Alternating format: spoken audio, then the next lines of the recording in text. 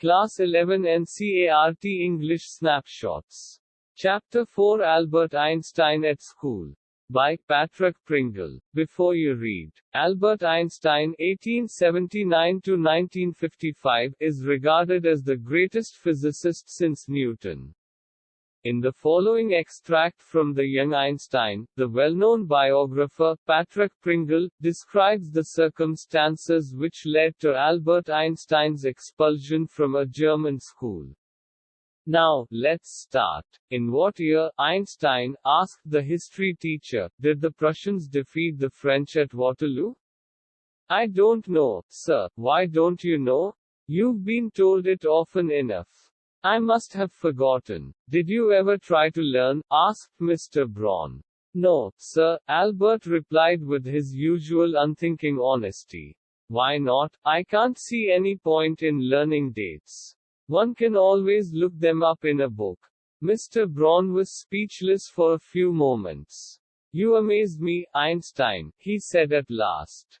Don't you realize that one can always look most things up in books? That applies to all the facts you learn at school. Yes, sir. Then I suppose you don't see any point in learning facts.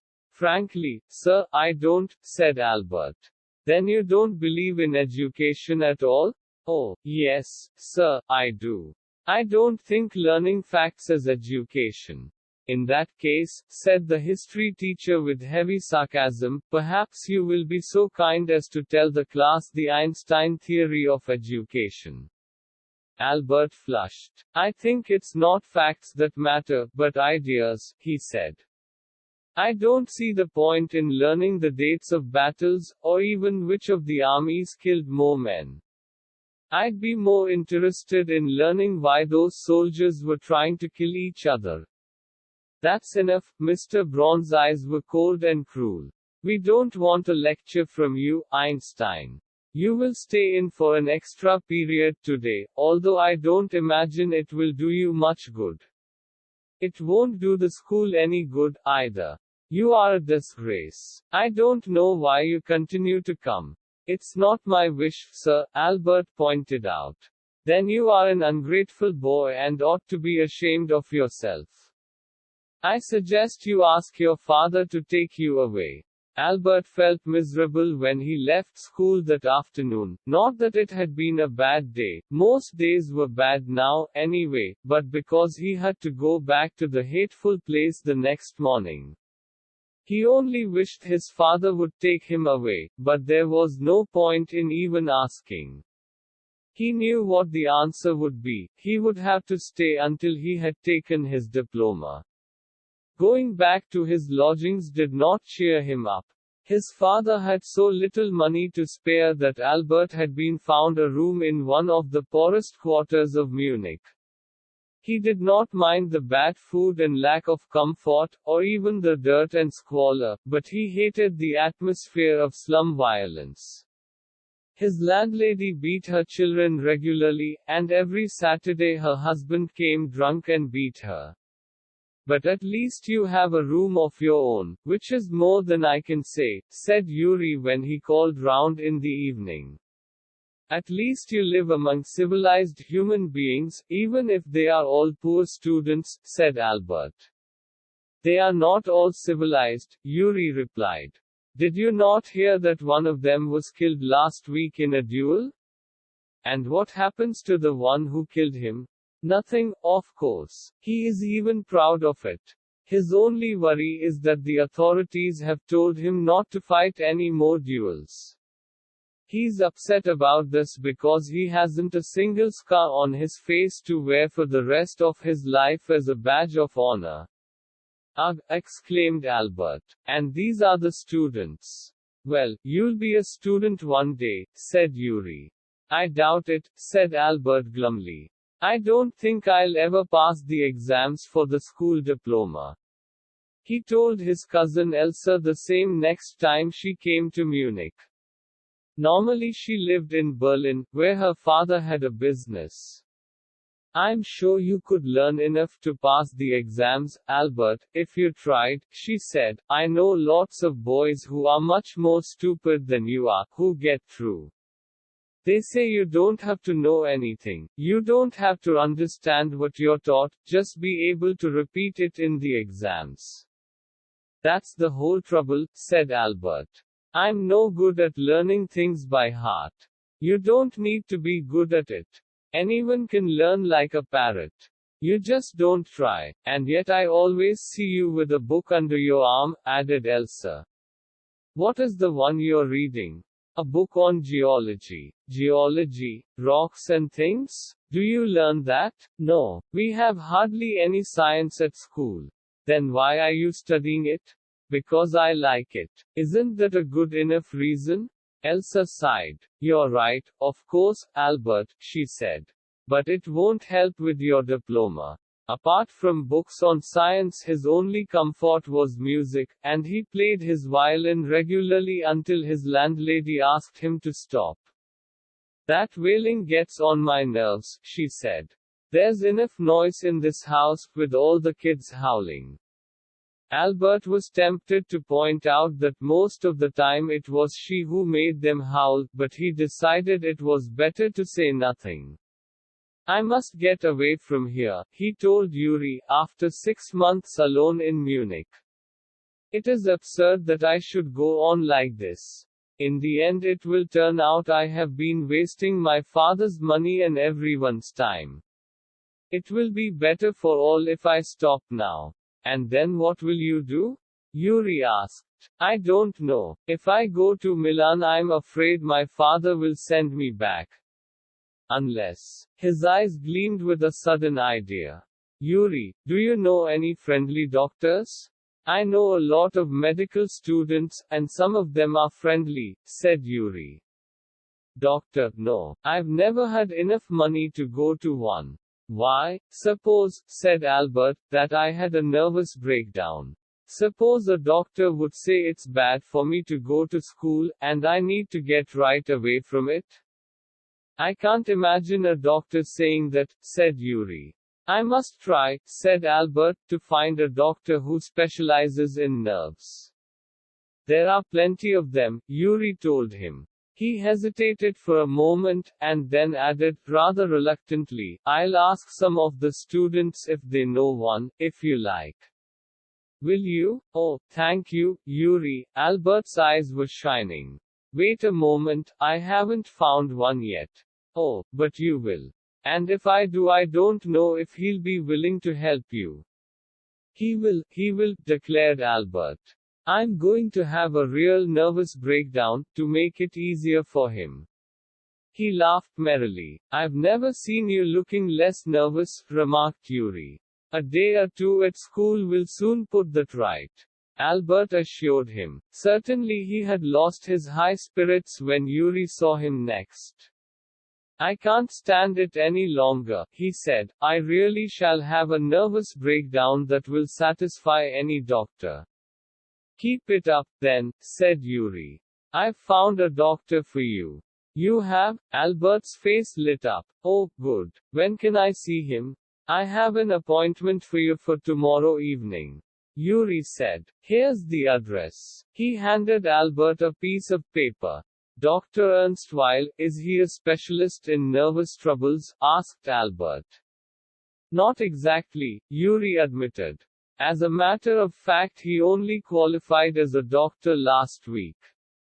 You may even be his first patient. You knew him as a student, then? I've known Ernst for years. Yuri hesitated for a few moments. He's not a fool, he warned Albert. What do you mean? Don't try to pull the wool over his eyes, that's all. Be frank with him, but don't pretend you've got what you haven't. Not that you'd deceive anyone. Yuri added. You're the world's worst liar. Albert spent the next day wondering what to tell the doctor. When the time arrived for his appointment, he had worried over it so much that he really was quite nervous. I don't really know how to describe my trouble, Dr. Weil, he began. Don't try, said the young doctor with a friendly smile. Yuri has already given me a history of the case. Oh, what did he say? Only that you want me to think you have had a nervous breakdown, and say that you mustn't go back to that school. Oh dear. Albert's face fell. He shouldn't have told you that. Why not? Isn't it true, then? Yes, that's the trouble. Now you'll say there's nothing wrong with me, and you'll tell me to go back to school. Don't be too sure of that, said the doctor. As a matter of fact, I am pretty sure you are in a nervous state about that school. But I haven't told you anything about it, said Albert, wide-eyed. How can you know that? Because you wouldn't have come to see me about this if you hadn't been pretty close to a nervous breakdown, that's why. Now, said the doctor briskly, if I certify that you have had a nervous breakdown, and must stay away from school for a while, what will you do? I'll go to Italy, said Albert. To Milan, where my parents are. And what will you do there? I'll try to get into an Italian college or institute. How can you, without a diploma? I'll ask my mathematics teacher to give me something about my work, and perhaps that will be enough. I've learnt all the maths they teach at school, and a bit more, he added when Dr. Weil looked doubtful. Well, it's up to you, he said. I doubt if it will come off, but I can see you're not doing yourself or anyone else much good by staying here. How long would you like me to say you should stay away from school? Would 6 months be all right? This is very kind of you. It's nothing. I've only just stopped being a student myself, so I know how you feel. Here you are. Dr. Weil handed him the certificate, and the best of luck. How much? Nothing. If you have anything to spare, invite Yuri to a meal. He's a good friend of mine, and yours too, I think. Albert had no money to spare, but he pretended he had and took Yuri out to supper. Isn't it wonderful? He said after showing Yuri the certificate. Yes, it's fine, Yuri agreed. 6 months is a good period. This way you won't actually be leaving the school, so if the worst comes to the worst you'll be able to come back and carry on for your diploma. I'll never go back to that place, Albert assured him. I'm going to take this certificate to the head teacher tomorrow, and that will be the end of it. Don't forget to get a reference in writing from your mathematics teacher first, Yuri reminded him. Mr. Koch willingly gave Albert the reference he wanted. If I say I can't teach you anymore, and probably you'll soon be able to teach me, will that be all right? He asked. That's saying too much, sir, said Albert. It's only the truth. But all right. I'll put it more seriously. It was still a glowing reference, and Mr. Koch made the point that Albert was ready immediately to enter a college or institute for the study of higher mathematics. I'm sorry you're leaving us, although you're wasting your time in my class, he said. It's almost the only class where I'm not wasting my time, said Albert. But how did you know I'm leaving, sir? You wouldn't have asked me for this reference otherwise. I thought you'd wonder. There's nothing to wonder about, Einstein. I knew you were going to leave before you knew yourself. Albert was puzzled. What did the teacher mean? He soon found out. Before he had a chance to ask for an interview with the head teacher, he was summoned to the head's room. Well, it saves me the trouble of having to wait an hour or two outside, he thought. He hardly bothered to wonder why he had been sent for, but vaguely supposed he was to be punished again for bad work and laziness. Well, he had finished with punishments. I'm not going to punish you, the head teacher said, to Albert's surprise. Your work is terrible, and I'm not prepared to have you here any longer, Einstein. I want you to leave the school now. Leave school now, repeated Albert, dazed. That is what I said. You mean, said Albert, that I am to be expelled? You can take it that way if you wish, Einstein. The head teacher was not mincing words. The simplest thing will be for you to go of your own accord, and then the question won't arise. But, said Albert, what crime have I committed? Your presence in the classroom makes it impossible for the teacher to teach and for the other pupils to learn. You refuse to learn, you are in constant rebellion, and no serious work can be done while you are there. Albert felt the medical certificate almost burning a hole in his pocket. I was going to leave anyway, he said. Then we are in agreement at least, Einstein, the head said. For a moment Albert was tempted to tell the man what he thought of him and of his school. Then he stopped himself. Without another word, holding his head high, he stalked out. Shut the door after you, shouted the head. Albert ignored him. He walked straight on, out of the school where he had spent 5 miserable years, without turning his head to give it a last look. He could not think of anyone he wanted to say goodbye to. Indeed, Yuri was almost the only person in Munich he felt like seeing before he left the town he had come to hate almost as much as the school. Elsa was back in Berlin, and he had no other real friends.